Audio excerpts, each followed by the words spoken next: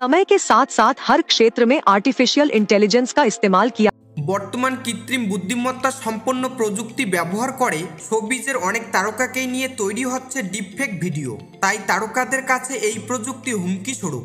তবে এআইকে ভয় না পেয়ে বলিউড অভিনেত্রী সানি লিওন নিজেই নিজের এআই অ্যাভাটার সবার সামনে আনতে যাচ্ছেন। চারদিকে এখন এআই বা কৃত্রিম বুদ্ধিমত্তাকে ঘিরে রব উঠেছে। কেউ বলছেন চাকরি গেল, কেউ বলছেন শিল্প আর সৃজনশীল মান গেল।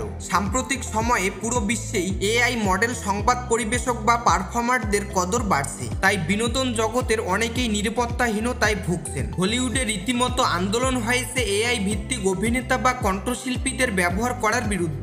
এই কৃত্রিম বুদ্ধিমত্তা নিয়ে নেতিবাচক ধারণা রাখতে নারাজ অভিনেত্রী সানি লিওন। এ প্রশ্নে সানি বলেন, এখনই সময় এই আধুনিক প্রযুক্তিকে কাজে লাগানোর। আর এক্ষেত্রে প্রথম ধাপ হিসেবে তিনি নিজের আদলে এআই অ্যাভাটার তৈরি করেছেন, যাকে যোগ্য পারিশ্রমিক দিয়েই কাজ দিতে হবে। তিনি জানান, একই সঙ্গে বিভিন্ন কাজ অর্থাৎ মাল্টিটাস্কিং করা সহজ হবে এতে। বর্তমানে বহুল প্রতীক্ষিত কেনেডি সিনেমার মুক্তির অপেক্ষায় আছেন সানি। এটি বিভিন্ন উৎসবে প্রশংসা পেয়েছে। এছাড়া এই অভিনেত্রীর একটি তামিল সিনেমাও সামনে মুক্তি পেতে যাচ্ছে।